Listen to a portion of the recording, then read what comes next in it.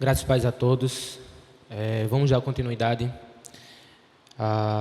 às aulas da Escola Dominical. Hoje iremos continuar a aula que foi dada pelo professor Emerson acerca da negação de Pedro. Então, iremos partir do capítulo 15. Capítulo 14 se encerrou na aula anterior. Iremos ler Marcos, capítulo 15, do 1 ao 20. Hoje iremos ver a segunda parte do julgamento. Na última aula que dei, que foi a antepenúltima, a penúltima, no caso, eu falei sobre o julgamento de Cristo, mas o julgamento religioso, e hoje nós vamos ver o julgamento político de Cristo perante Pilatos. Marcos capítulo 15, do 1 ao 20. Diz assim: E logo ao amanhecer, os principais dos sacerdotes e os anciãos, e os escribas e todo o sinédrio tiveram um conselho, e amarrando Jesus o levaram e entregaram a Pilatos. E Pilatos lhe perguntou: Tu és o rei dos judeus? E ele respondendo disse-lhe: Tu o dizes. E os principais dos sacerdotes o acusavam de muitas coisas, porém ele nada lhe respondia. E Pilatos o interrogou outra vez, dizendo: Nada respondes? Vês quantas coisas testificam contra ti? Mas Jesus nada mais respondeu, de maneira que Pilatos se maravilhava. Ora, no dia da festa costumava soltar-lhes um preso qualquer que eles pedissem. E havia um chamado Barrabás, que preso por outros amotinadores, tinha um motim cometido e uma morte. E a multidão, dando gritos, começou a pedir que fizesse como sempre lhes tinha feito. E Pilatos lhe respondeu, dizendo: Quereis que vos solte o rei dos judeus? Porque ele bem sabia que por inveja os principais dos sacerdotes o tinham entregado. Mas os principais dos sacerdotes incitaram a multidão para que fosse solto antes Barrabás. E Pilatos respondendo lhe disse outra vez: Que quereis, pois, que faça daquele a quem chamais rei dos judeus? E eles tornaram a clamar: Crucifica-o. Mas Pilatos lhes disse: Mas que mal fez? E eles cada vez mais clamavam mais: Crucifica-o. Então Pilatos, querendo satisfazer a multidão, soltou-lhes Barrabás. E açoitando Jesus, o entregou para que fosse crucificado. E os soldados o levaram para dentro do palácio, à sala da audiência, e convocaram toda a corte. E vestiram-no de púrpura e, tecendo uma coroa de espinho, lhe puseram na cabeça. E começaram a saudá-lo, dizendo: Salve, rei dos judeus! E feriram-no na cabeça com uma cana e cuspiram-no nele. E postos de joelhos o adoravam. E havendo-o escarnecido, despiram-lhe a púrpura e o vestiram com as suas próprias vestes e o levaram para fora a fim de o crucificarem. Senhor Deus, Pai querido, pedimos, Senhor, neste momento, que a Tua luz possa nos iluminar nessa noite para aprendermos da Tua santa palavra. Pedimos que o Teu Espírito Santo guie nossos passos, pois só Ele é capaz de nos conduzir no caminho da Tua verdade. Em nome de Jesus, te agradecemos, crendo que Tu assim o farás. Amém. Meus irmãos, vamos dar continuidade. Porém, hoje nós não iremos nos segurar muito no texto de Marcos, porque o texto de Marcos é extremamente sucinto acerca deste julgamento. Então, iremos precisar dos relatos de Lucas e dos relatos de João. Iremos também citar Mateus, mas Lucas e João são essenciais neste julgamento. Vamos fazer uma retrospectiva da aula anterior que dei, o outro julgamento, para podermos compreender porque é um processo que está acontecendo aqui. Vamos ver, vimos na aula anterior que Cristo é levado preso pelos principais dos sacerdotes e os que formavam ali o sinédrio, e eles são levados para um interrogatório, um pré-julgamento, pois expliquei que os judeus não tinham autoridade legal dada por Roma para julgar ninguém na qual a sentença fosse morte, né? Pequenas causas eles tinham autoridade, mas causas que resultava em morte, eles não tinham autorização para tal função. Então, eles fizeram ali, eu falei das ilegalidades desse interrogatório, porque ocorreu à noite, ocorreu num sábado, porque era festa. Então, eles não podiam fazer nenhum tipo de reunião no Sinédrio, mas ainda assim eles fizeram e condenaram a Cristo, e ali se iniciou, digamos assim, a primeira humilhação de Cristo, quando os esbofetearam, cuspiram no Mestre. Mas, dentro dessa introdução e retrospectiva, eu quero fazer uma comparação já de início e fazer já um resumo do que nós vamos ver no julgamento feito por Pilatos. Tem duas comparações que eu queria fazer de Caifás, e quando eu falar Caifás, lembre-se de Anás também, os dois juntos, porque foi uma mesma reunião que fizeram, né? Um depois o outro, mas com a mesma intenção. Então, o Sinédrio, na pessoa de Caifás, eles condenaram a Cristo, julgaram ele culpado, e depois eles levaram Cristo para um suposto interrogatório, na qual eles tentaram encaixar testemunhas para provar que Cristo era culpado. Então, Cristo já estava culpado, e depois eles tentaram provar esta culpa. No de Pilatos, Cristo chega como culpado, Pilatos percebe a inocência dele e começa a criar meios para tentar soltar a Cristo. E aí nós vamos ver depois que, por uma questão de caráter, Pilatos não solta a Cristo e acaba cedendo à multidão e lavando as mãos, como o evangelista Mateus descreve. Então, estas são duas coisas interessantes. Primeiro, Caifás, no julgamento de Caifás, no julgamento religioso, Cristo já chega como culpado, e vão arrumar provas para que ele seja para que seja aprovado essa sentença. No julgamento político, no de Pilatos, Cristo chega como culpado, porém o juiz, que é Pilatos, percebe a sua inocência e tenta soltá-lo, mas acaba cedendo à multidão e mandando-o matar, certo? Uma outra comparação que eu quero fazer é que em ambos os julgamentos, eu falei das diferenças, agora uma semelhança muito forte dos dois julgamentos é que no religioso e no político, no de Caifás e no de Pilatos, Cristo foi levado preso, nos dois ele já estava preso, ele foi examinado nos dois com testemunhas, e ele foi condenado em ambos, e ambas foi condenação de morte. O que torna ambos os julgamentos ilegais? Eu já quero começar daí.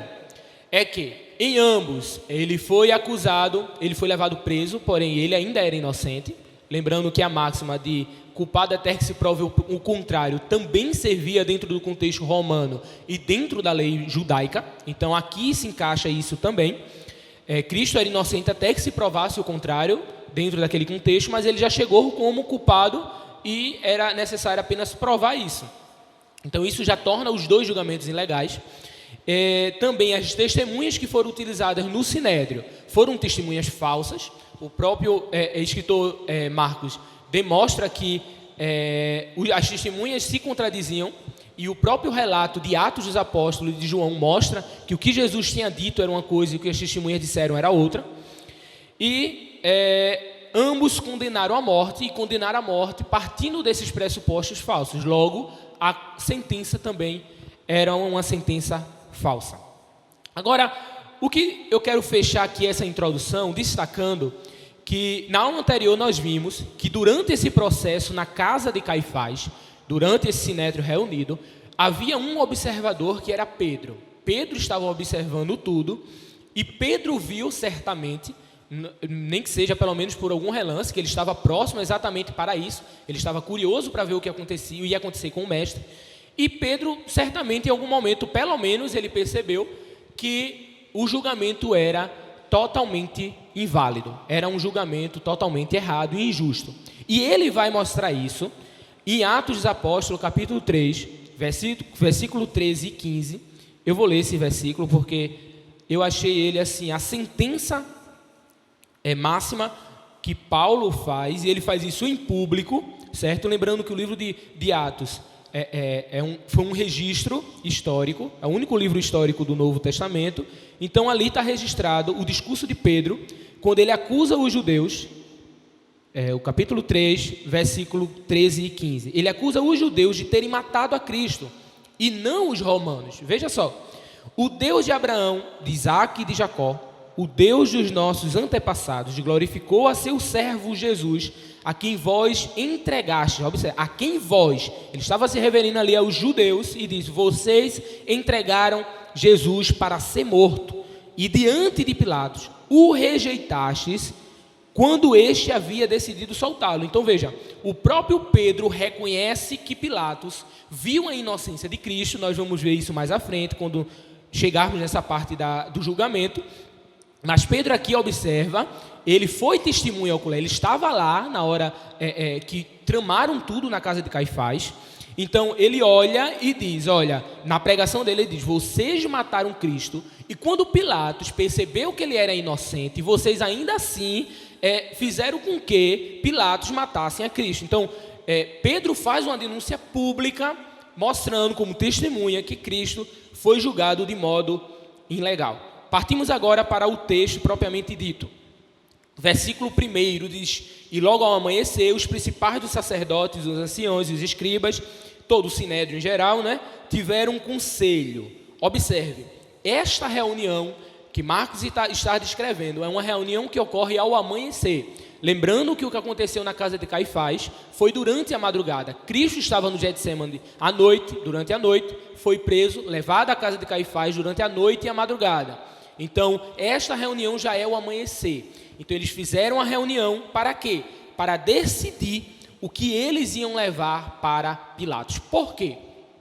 Porque agora eles precisavam fazer uma transfusão. Eles precisavam tirar, transformar de julgamento religioso para julgamento político. Por quê? Porque eles queriam matar Cristo. Eles não queriam apenas punir. Então, para Roma matar Cristo, eles não podiam chegar com a alegação religiosa. Olha, a lei de Moisés diz que só quem é filho de Deus, que não tem nenhum filho de Deus. Deus é Deus único e etc. Eles não compreendiam a trindade. E isso é blasfêmia. E aí Roma ia dizer: é blasfêmia, então eu vou matar. Isso não iria acontecer. Então, eles se reuniram de manhã para poder transformar esses argumentos em argumentos que Roma pudesse aceitar, pudesse tornar de modo legal a morte de Cristo, para que Roma pudesse matar, porque eles não tinham essa autoridade. Então, versículo 2 diz: e Pilatos lhe perguntou: tu és o rei dos judeus?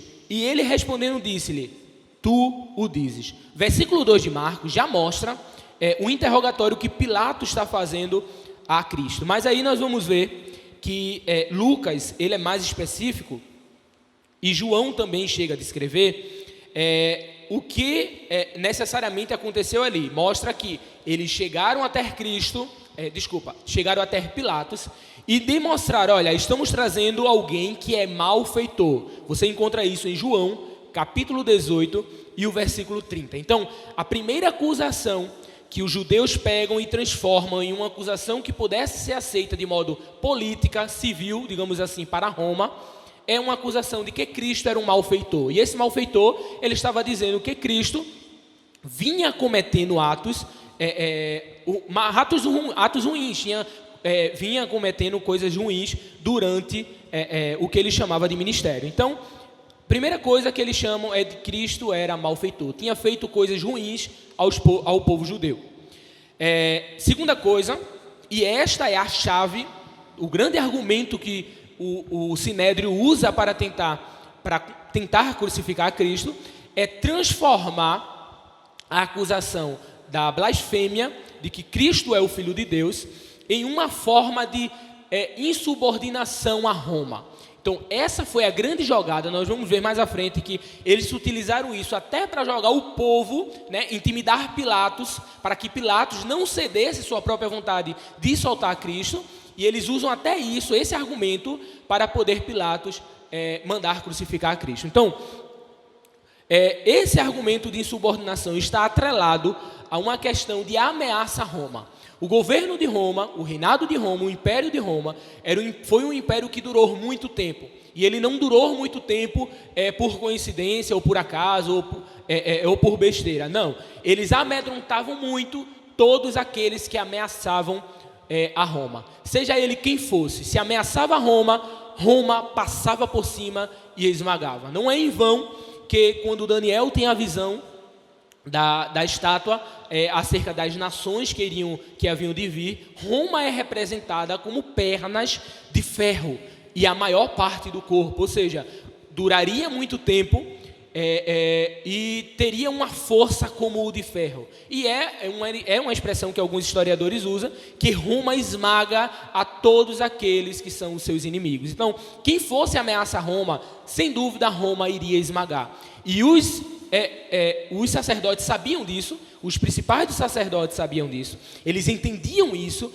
e eles transformaram essa acusação para que Roma, no caso na pessoa de Pilatos, não pudesse negar esse pedido de matar ele. Ora, se ameaça Roma, Roma não quer nem saber e mata, e o problema estava resolvido. Então, quais foram os argumentos que eles utilizaram para provar que Cristo não submetia a Roma, era contra Roma e iria causar ali um certo alvoroço, que foi outro argumento que eles utilizaram? Vamos ver em Marcos, nesse texto, Lucas, capítulo 23, vamos agora para Lucas, ver o relato de Lucas, capítulo 23, e o versículo de número 2. Lucas vai dizer assim: e ali passaram a acusá-lo, alegando: encontramos este homem subvertendo a nossa nação, inclusive proibindo o pagamento de impostos a César, e se dizendo o Messias, o rei. Então veja aí, duas acusações esse versículo relata que Lucas está apontando. Primeiro, os principais sacerdotes acusam Cristo de ter dito que não era para pagar impostos a Roma. Mas aí nós vamos ver em Marcos, capítulo 12, versículo do 13 ao 17, que eles chegaram até Cristo realmente querendo pegar isso, querendo pegar Cristo neste contexto, neste assunto. E eles perguntam: é lícito pagar a César, pagar o imposto? E Cristo responde de modo sábio: dai a César o que é de César, dai a Deus o que é de Deus. Pelo contrário do que eles diziam, Cristo afirmou: olha, paga o imposto, dá a César o que é de César. Era como ele disse: pega a moeda, tem o rosto de César, dá a César, pague o imposto. O próprio Cristo pagou o imposto quando mandou Pedro pegar a moeda que estava dentro do peixe.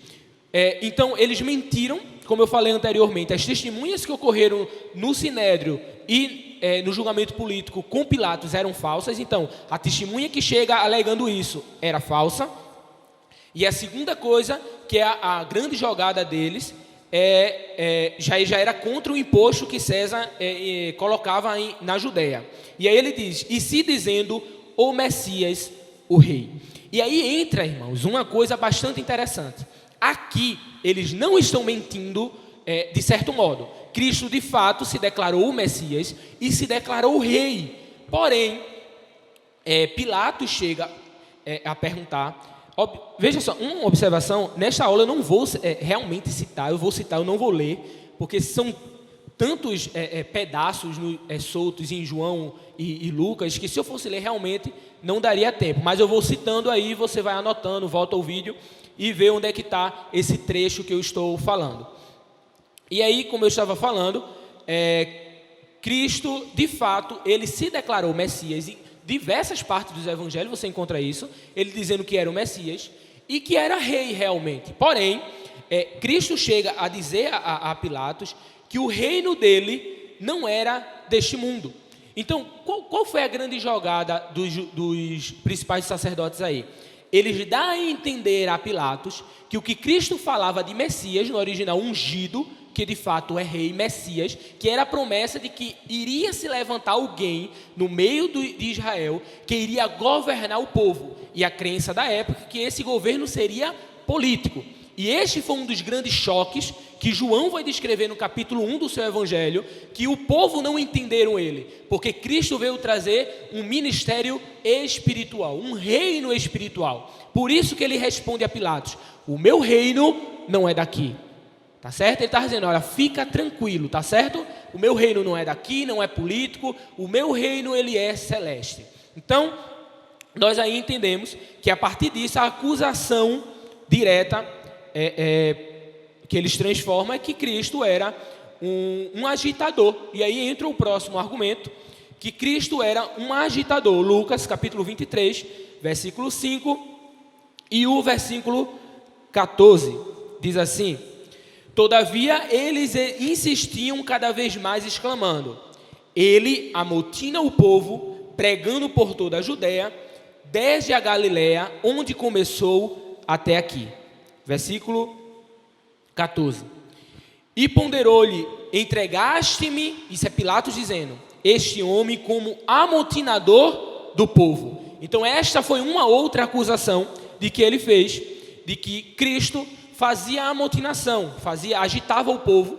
E o interessante é que de cada acusação que nós vamos ver aqui, que os principais sacerdotes estão fazendo, eles mesmos eram. E isso é uma característica clássica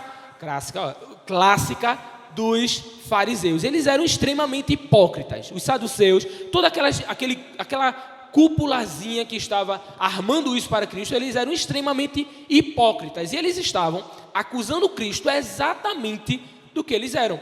Quando eles acusam Cristo de malfeitor, eles eram malfeitor, porque eles tinham uma máfia no templo em que exploravam os pobres com os cambistas. Quando ele acusa Cristo de insubordinação, eles próprios é que viviam guerreando entre si, porque havia um grupo judeus que defendia a união com Roma, e eles próprios não gostavam dessa união com Roma, porque colocavam rédeas neles, eles não podiam cumprir a lei mosaica. Então eles mesmos eram insubordinados, eles próprios eram contra Roma, e eles acusavam agora Cristo disso. E também nessa questão de agitador, nós vamos ver um pouco mais à frente, que quando Pilatos tenta soltar a Cristo, os próprios principais dos sacerdotes, nós vamos ver no texto de Marcos, capítulo 15, e o versículo de número 11, mas os principais dos sacerdotes incitaram a multidão para quem fosse solto antes Barrabás. Então veja, os próprios principais sacerdotes, eles próprios tinham a característica de incitar o povo e manipular o povo. E agora eles estão acusando Cristo de fazer isso. Uma outra coisa que ficou encoberta nisso, que não foi levada em consideração para os romanos, no caso Pilatos ali, representando Roma, mas estava por trás das acusações. Eu quero deixar isso claro para que nós possamos entender depois o momento de humilhação de Cristo, porque mesmo os soldados romanos, eles compreenderam essa parte, digamos assim, religiosa por trás da acusação política, e puniram a Cristo por causa dessa acusação também religiosa, que foi a acusação de blasfêmia. Cristo sempre afirmou ser filho de Deus. E aí entra uma questão que os próprios discípulos, eles não compreendiam o que era ser filhos de Deus. Eles vêm explicar depois, quando o Espírito Santo desce, quando eles recebem o Espírito Santo, quando o ministério deles de fato se inicia depois da festa, ali na festa de Pentecoste, Atos capítulo, no livro de Atos em geral mesmo, a história dos discípulos, nós vamos ver que eles começam a compreender quem é Deus, a pessoa de Deus e as três pessoas na Trindade. Mas eles pegam isso, ele é filho de Deus, é blasfêmia, Deus é um só, que é uma expressão do judaísmo até hoje, Deus é único, não há outro Deus, e acusam a Cristo. Mas para fecharmos aí essa parte das acusações, que nós vamos, no relato de Marcos, segue do versículo 2 do capítulo 15, versículo 2 até o versículo de número 15, que ocorre todas estas acusações e as tentativas de Pilatos. Vamos ver brevemente aqui, dá tempo ainda, as tentativas que Pilatos fez para tentar soltar a Cristo. Versículo 10 do capítulo 15, nós vamos ver que Pilatos percebe a inocência de Cristo. De que forma? Quando ele percebe o motivo que os principais dos sacerdotes estavam ali. Versículo número 10. Porque ele bem sabia que, por inveja, os principais dos sacerdotes o tinham entregado. Então veja, quando Pilatos percebe que as acusações feitas não batiam, que as testemunhas não batiam, que o que eles estavam querendo realmente era acabar com Cristo por inveja, Pilatos agora começa a procurar meios de se livrar daquela situação. Por quê? Pilatos percebeu que ele estava ali num jogo moral. E o homem era inocente e ele tinha um dever porque havia uma pressão social para que ele cometesse algo que era totalmente errado e injusto. Então, o que acontece? Nós lemos um versículo que mostra, no começo de Lucas capítulo 23, e o 4, que o que é que Pilatos faz? Quando eles dizem que Cristo é um amotinador, que vem fazendo coisas ruins, eles dizem, olha, desde a Galileia. Então, Pilatos percebe que Cristo, ele era um homem galileu. Então ele diz, olha, eu quero tirar essa situação da minha mão, e diz, olha, quem cuida da Galileia é Herodes, então vou jogar o caso para Herodes. E aí Cristo sai da presença de Pilatos e vai até Herodes. Quando chega em Herodes, você vai ver esse trecho aí, em Lucas capítulo 23, o 5 e o 7, a partir do 5 você vai ver isso acontecendo, logo em seguida Cristo sendo levado a Herodes. Você vai ver que Herodes já sabia quem era Jesus, tinha um conhecimento de quem era Jesus, ouviu falar que Jesus era um homem que fazia muitos sinais e milagres e prodígios. Então ele disse, olha, eu estou animado, né? O texto vai dizer que Herodes estava extremamente animado em conhecer a Cristo. Mas qual é a atitude de Cristo? Silêncio. Cristo entra mudo e sai mudo. Se Cristo diante de Pilatos já estava utilizando isto para ficar calado, as acusações eram feitas e ele estava calado, em Herodes é que ele não fala nada mesmo. E aí Herodes se decepciona e manda Cristo de volta para Pilatos e diz, olha, eu não estou vendo nada demais nesse homem. E aí, quando volta para Pilatos, você vai ver no versículo 14, estamos agora em Lucas, está certo? Lucas 23, o 14, na segunda parte do versículo, ele diz, todavia, tendo-o interrogado na vossa presença, nada constatei contra ele dos crimes dos que o acusa. E aí ele completa no 15, tampouco Herodes encontrou alguma falta nele, pois nulo mandou de volta, e não existe nada digno de morte realizado por ele. Portanto, após submetê-lo a açoites, libertá-lo. Veja, Pilatos tenta se livrar jogando para Herodes. Herodes joga de volta. E aí Pilatos diz, rapaz, esse homem é inocente, eu não vou matar um homem inocente. Mas para satisfazer o povo, o que é que ele diz? Vai ser açoitado e depois vai ser liberto. Mas o desejo dos principais sacerdotes era a morte de Cristo. Certo? É claro, irmãos, que desde a aula passada eu venho falando das artimanhas que eles têm feito para poder pegar a Cristo, mas lembrando que Pedro já tem alertado que o sacrifício de Cristo foi feito ainda antes da fundação do mundo, antes de haver fariseus, antes de haver judeus, antes de Abraão existir, antes do mundo existir. Deus já havia traçado e crucificado o seu filho por amor de vós. Então, entendam isto, tá certo? Eu estou falando dentro de uma linguagem narrativa histórica, quando eu falo que foi os judeus ali, que os principais sacerdotes que prepararam tudo para crucificar a Cristo. E aí, Pilatos, pela segunda vez, tenta se livrar de Cristo. Aí entra, vamos voltar à artimanha que os principais sacerdotes usam. Ele diz o seguinte, versículo em Lucas ainda, versículo de número 23, capítulo 23, e aí, em João, esse vai estar em João 19 e 8.